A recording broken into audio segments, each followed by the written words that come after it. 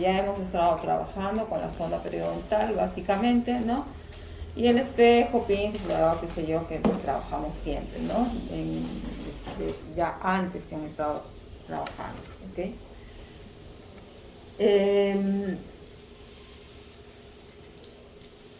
De acuerdo a nuestro plan de tratamiento, ¿no? Nosotros tenemos que establecer fases en el tratamiento de periodoncia.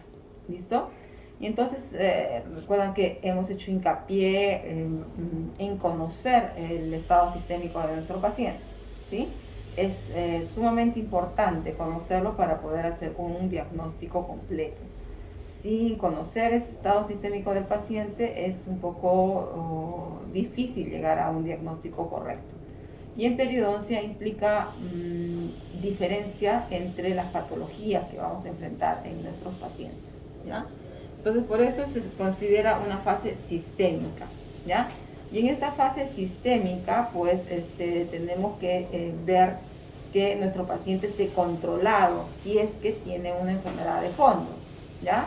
Que esté controlado. No, a ver, si yo ya he determinado que es un paciente diabético, y no me ha presentado, o sea, ya está diagnosticado en ese tiempo, y no me ha presentado sus últimos análisis, entonces yo no puedo saber qué hacer con este paciente. O si recién está descubriendo por un diagnóstico, por un examen que yo le he indicado que sufre diabetes, entonces primero tiene que ir al médico, ¿no? Sobre todo si está bastante descompensado. Y eso quiere decir, a ver, de qué resultado de hemoglobina glicosilada.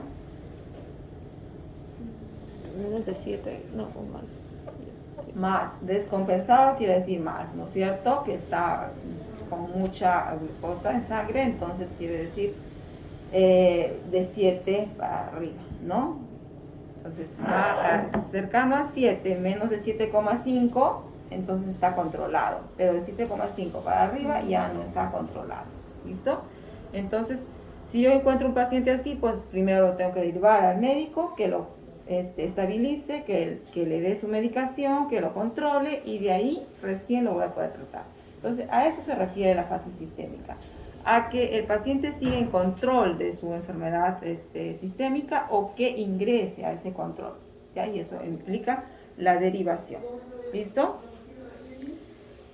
Una vez que se haya establecido esta fase sistémica, que yo conozco el estado sistémico de mi paciente y si este presenta una urgencia periodontal, entonces voy a hacer una fase de urgencia.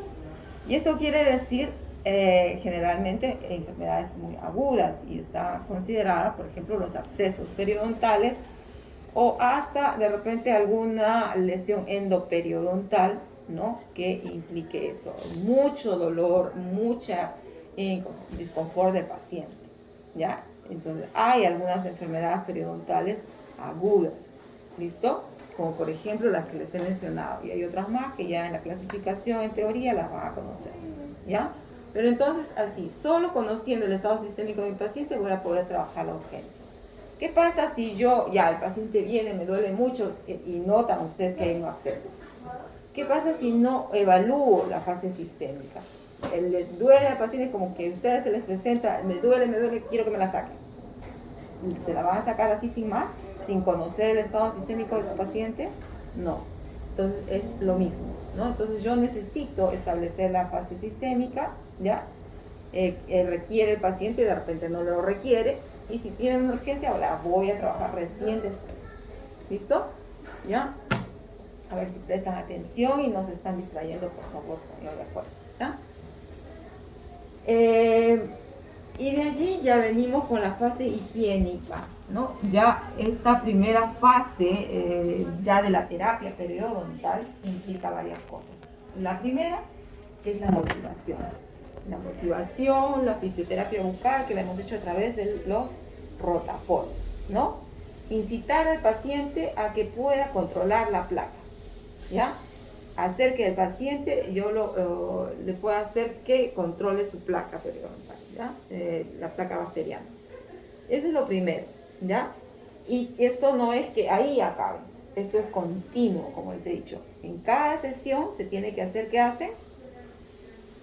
¿Qué hace? Ainamo. Ainamo y Olieri. De esa manera vamos a saber si nuestro paciente está fidelizándose al tratamiento que nosotros le estamos dando, si nos está comprendiendo, si está haciendo caso a las técnicas de cepillado que nosotros le estamos indicando. ¿Listo? Entonces, de esa manera vamos a controlar. Y después tenemos que instaurar el destartraje.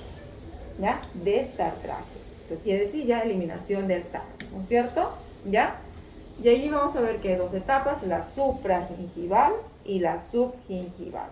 Ya vamos a ver las características de cada uno de ellos.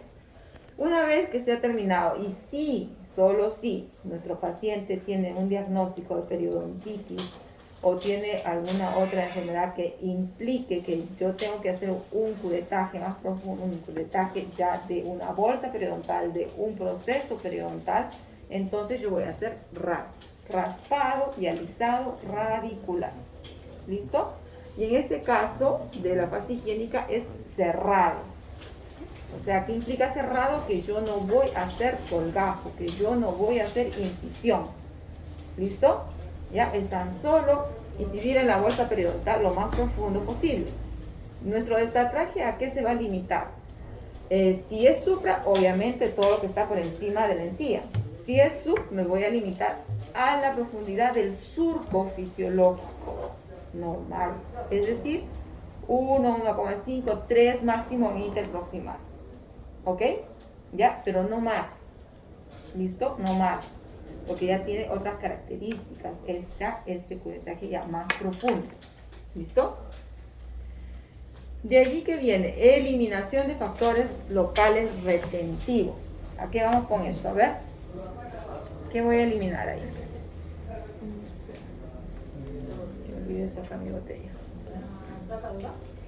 No, ahí se les traje. Factores locales retentivos. Caries así, obturaciones desbordantes. Obturaciones desbordantes, las caries, ¿no es cierto? Las coronas que están muy desadaptadas, yo las tendría que cambiar por unas provisionales, bien adaptadas, ¿no? Hacerle comprender al paciente que esto es necesario, ¿no? ¿Ya? Si hay una PPR que tiene muy mal diseño, ¿no? Entonces cambiarla por una PPR provisional. ¿Listo? Porque ya la existencia de esa PPR está haciendo que perjudique el estado periodontal de algunas piezas. ¿Listo? ¿Ya? Luego que hemos hecho esto, viene el pulido y la profilaxis. Recién ahí. ¿Listo? Pulido y profilaxis. Es el pulido, aplicación de las copas de goma, ¿no? Con una pasta, especial pasta de profilaxia. Y de ser necesario, si hay manchas o si hay alguna otra cosa, pues yo voy a aplicar a esa pasta de profilaxis un poco de piedra pómez. ¿Listo? Lo hago un poco más abrasiva. Eso yo lo hago manualmente. Ahora ya hay algunas pastas de profilaxis de acuerdo a lo abrasivo que quiera y es solo para uso en consultorio. ¿Listo? ¿Ya? De allí viene remineralización de ser el caso, ¿ya? Es decir, a veces en cervical, en la zona interproximal, hay manchas blancas que pudieran llegar a caries y que pudieran llegar a cavidad y que complicarían mi estado periodontal por ser nichos, ¿no? Entonces se tiene que hacer remineralización. Control microbiológico, esto a veces, muchas veces, generalmente casi nunca lo hacemos, ¿no? Pero es de ver qué tipo de bacterias han quedado, ¿no? ¿Ya? Ajuste oclusal. Cuando hemos trabajado nosotros con el estudio de modelos es porque algún componente oclusal ha habido, ¿no es cierto? O tenemos un diagnóstico de trauma oclusal, primario o secundario, entonces yo tengo que hacer el ajuste oclusal. ¿Listo?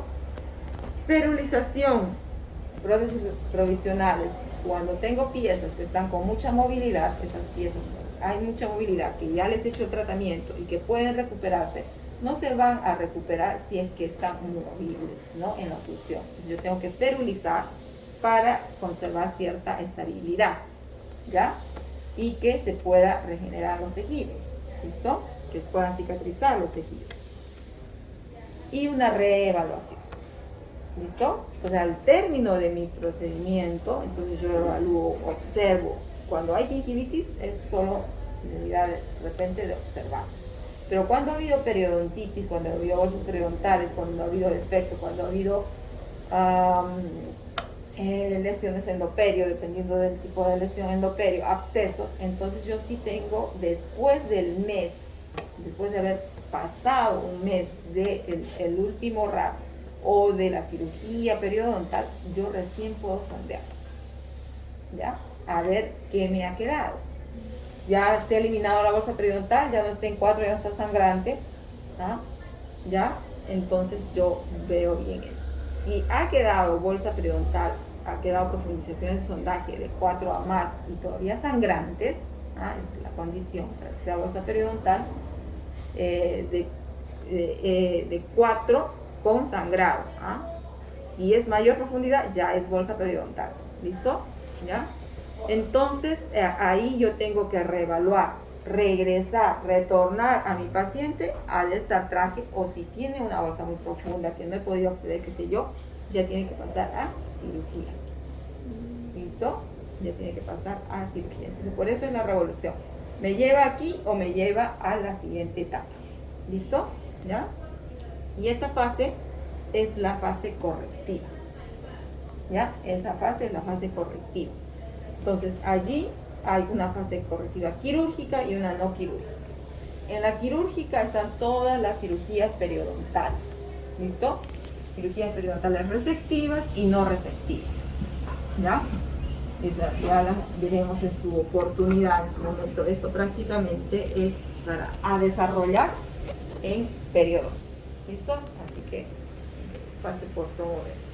Las no quirúrgicas, pues están todas las restauraciones dentarias, una terapia oclusal o tal vez ortodoncia. Hay piezas que están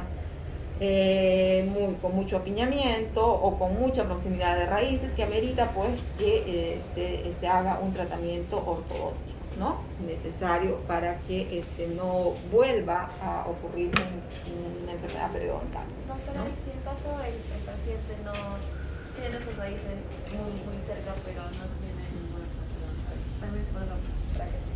¿No tiene qué? Enfermedad periodontal. No tiene enfermedad Las periodontal. raíces están. Claro, o sea, eso todo cae dentro de la prevención, ¿no?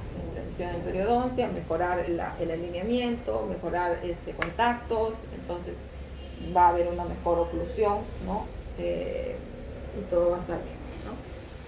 Entonces, esto en la terapia ortodóntica, terapia protésica, ya pues, o sea, si yo he encontrado coronas o he encontrado caries muy extensas, pues les tendrá que poner de repente pernocorona, en el peor de los casos, o una incrustación, o una corona, o tal vez puente, o cambiar el puente que estaba en malas condiciones, ¿no?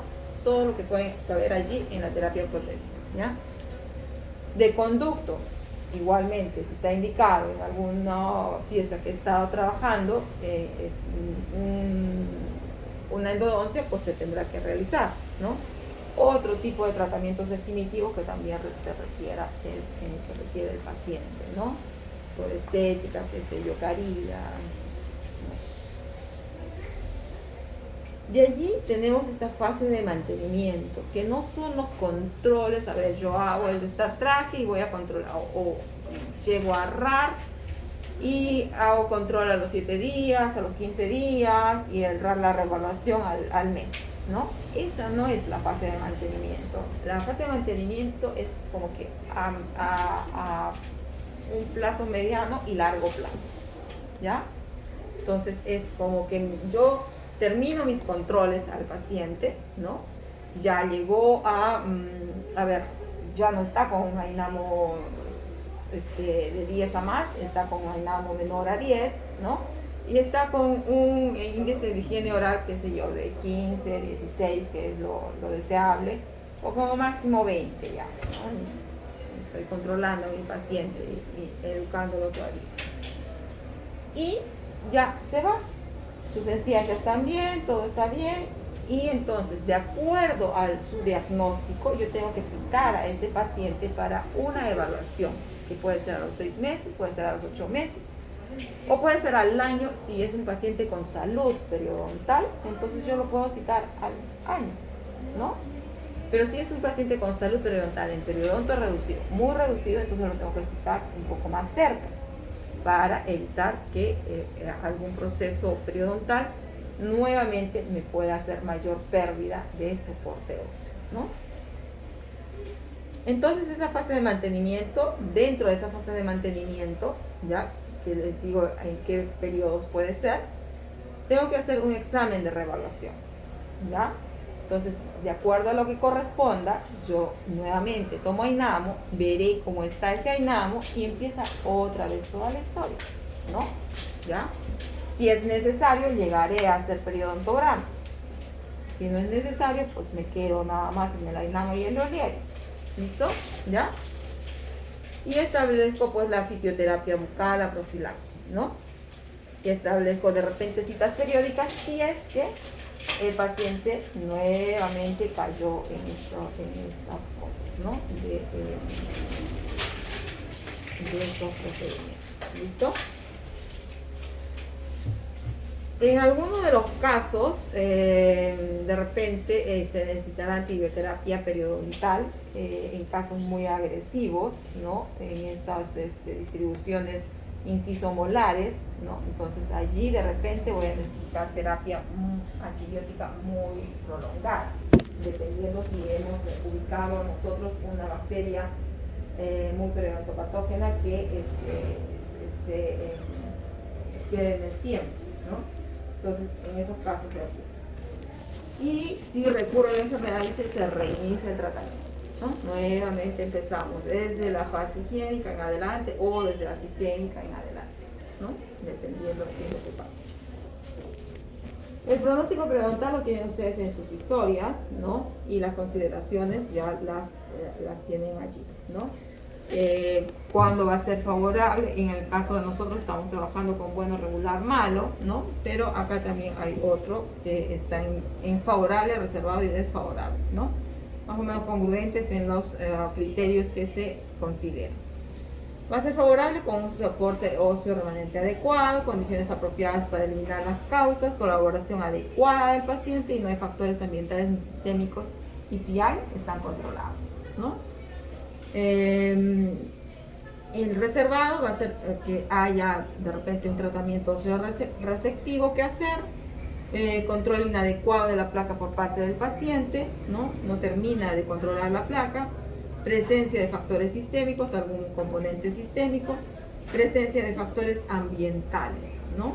Y eso quiere decir de repente acceso a los servicios de salud, algún estilo de vida, ¿no? Que existe.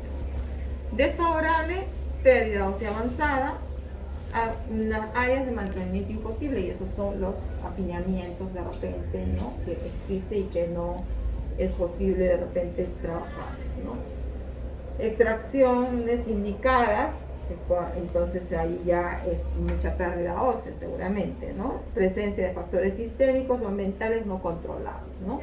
Ya, entonces a lo que me está refiriendo. Entonces, ¿qué procedimientos terapéuticos yo debo realizar? ¿No? ¿Qué procedimientos terapéuticos debo realizar? La motivación. Entonces, hay que alentar al paciente a que mejore su estado de salud. Primero, hacerlo consciente del estado de salud que tiene, ¿no? Si uno no es consciente de que tiene algún defecto, como por ejemplo que no se está cepillando adecuadamente, o que el tiempo de cepillado no es el adecuado, pues entonces no va a ser posible que pueda mejorar, ¿no? Entonces, si uno no, yo me cepillo bien, yo me cepillo siempre. Hay pacientes que dicen, yo me cepillo después de cada comida, pero algún error debe estar cometiendo, ¿no? Y no es que nosotros le digamos directamente, ya les he indicado, hay que pensar mucho en la susceptibilidad del paciente, ¿no? Y trabajar con eso, ¿no? Ver hasta dónde le tengo que estar indicando y cuándo de repente retroceder un poquito o por qué otro lado ir para convencer al paciente. Entonces, Hay pacientes que sí se fidelizan mucho o se adhieren al tratamiento y pues ponen mucho de su parte para el control de la placa, ¿no? Entonces invierten tiempo, invierten esfuerzo económicos para mantener su salud periodontal, lo que les va a dar calidad de vida, ¿no? Entonces, nosotros tenemos que valorar que la placa pueda presentarse y que pueda el paciente descubrirla, porque a veces tampoco la ve, y si no la ve, no la elimina, ¿no? Entonces el cepillo dental, el uso del cepillo dental, incitar al cepillo interproximal, ¿ya? Antes que el hilo dental. El hilo dental ingresa con mucha fuerza en el punto de contacto a veces, sobre todo cuando un paciente está muy apurado, no tiene la precaución de hacerlo poquito a poquito, suavecito, sino que está apurado, o sea, ya, sangró la encía, así no hay inflamación, se rompió las fibras, ¿no? Entonces hay que tener cuidado. Y los cepillos interproximales ahora hay en diversos diámetros, ¿no? Muy delgaditos, como para las zonas que están muy juntas o hasta para las zonas con apiñamiento, dientes con apiñamiento, ¿no? Entonces hay que tener cuidado. Los palillos dentales, eso está proscrito, ¿no? Eso ya no se usa, ¿ya? Tener en cuenta también con el cepillo interproximal que la indicación no es que pase de un lado para el otro, ¿no? No es que pase, sino hasta donde dé hay que limpiar. ¿Listo? Cepillar. La seda dental, antes que hilo, si ya quiere usar hilo y no hay... A ver, este es un costo de inversión, sí, pero dura obviamente muchísimo más que la seda o que el hilo. A la larga es más económico, ¿no? A la larga es más económico y más efectivo. Entonces de eso tiene que convencer al paciente, ¿ya? Ahora, como han venido los angulados o que se pueden girar desde abajo, antes se rompían muy fácilmente. Yo lo giraba y el alambrito el mío se rompía muy fácilmente. Ahora ya ese defecto ya no está. Entonces dura muchísimo más tiempo, ¿ya? Y antes que hilo, seda, cinta, ¿no? Que abarca más espacio para la limpieza si es que ya su paciente quiere usar eso, ¿no? El raspado lingual, ¿no? Estimulador papilar, también que existe, ¿no? Que para hacer como un masaje, esto puede ser reemplazado fácilmente por el propio dedo, ¿no? Entonces, envuelto en una gasita, de ser posible, y ya está. Y los colutorios, ¿no? Todo eso tenemos que tener. Dentro de los colutorios, la clorhexidina, cuando se está haciendo una terapia activa, esa es la indicada, ¿no? No es el colutorio de diario, ¿ah? No es el colutorio diario, ¿listo? Solo cuando está la terapia indicada, ni siquiera la clorhexidina de mantenimiento. La clorhexidina de mantenimiento la puedo tener más de los 15 días, sí, pero no es para que esté siempre instalada, ¿ah? ¿Ya? Pero ahí qué pasa si un paciente está como colutorio diario, pongamos que sea la de mantenimiento y peor si es la de 0,12, ¿no? El tratamiento, entonces lo que va a ocurrir es un efecto contrario, más allá de que puede ocasionar la deplatalización de la lengua y cambia los sabores, ¿no? Puede ocasionar mayor adherencia de sarro, al contrario, ¿no? Mayor depósito de sarro. Eso es lo que puede ocasionar, ¿ya? Entonces es contraproducente, ¿ya? Entonces tenemos que la clorhexidina, pues de todos los colutorios activos, muchos de sus compañeros que ya han egresado han hecho estudios de aceites esenciales, ¿no? que los han comparado con la clorhexidina porque es el top, ¿no? La clorhexidina es el top. Y todo colutorio nuevo se compara con la clorhexidina por su efectividad. Entonces hay que saberlo usar. ¿Listo? Y bueno, las técnicas de cepillado que ustedes ya han visto, las han hecho, ¿no es cierto? Y que hay que elegir la adecuada al paciente. Ahora, nuestro paciente viene con cierto modo de cepillado. No es que nosotros vayamos a decir, tiene que ser esta técnica y tiene que ser esta técnica, ya. No. tenemos que ver lo que es efectivo. Si el modo de cepillado que tiene mi paciente es efectivo y no lesiona sus encías, no provoca recesión gingival, entonces que mantenga su modo de cepillado. No tengo nada que decirle. Tan solo que de repente pueda adicionar un cepillo interproximal, ¿no? O un raspador de lengua, qué sé yo, ¿no? Porque no está, está siendo efectivo su cepillado. ¿Listo? ¿Ya? El cambio, la duración. Yo sé de paso en sus rotafolios ya les indiqué que algunos nada más que consideraban el tiempo de cepillado y eso es importante. ¿Ya?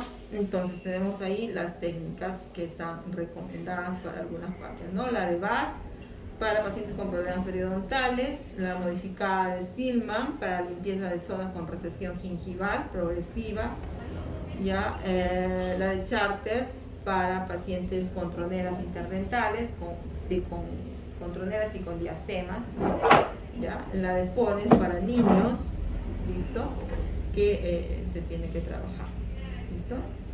De ahí ya entramos a las zonas periodontales y yo ya les había hecho una pequeña introducción de acuerdo a lo que estábamos trabajando, ¿no? Y entonces nos permiten hacer el sondaje, ¿no? Nos permiten hacer el sondaje, ¿listo? Y tiene algunas características dependiendo del tipo de sonda, ¿no? Que está calibrada en milímetros, sin una barra, tiene forma piramidal, punta redondeada.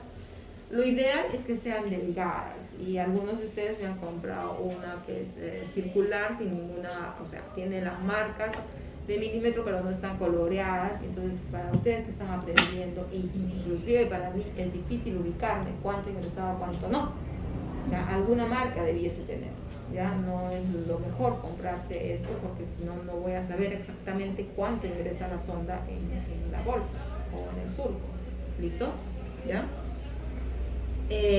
Según la nueva clasificación, y hasta la fecha no he encontrado yo especificaciones exactas de una sonda periodontal, porque ya les dije, con ellas también se ve o se determina el biotipo periodontal, ¿no? Entonces se requiere de esa sonda que aún no ha salido. Las que usamos, ya saben, la Carolina del Norte, ¿no? Que está milímetro a milímetro marcada, y el 5, ¿no es cierto?, está sombreado, ¿no? Luego 10 está sombreado y 15, ¿no? Entonces va hasta 15, ¿listo?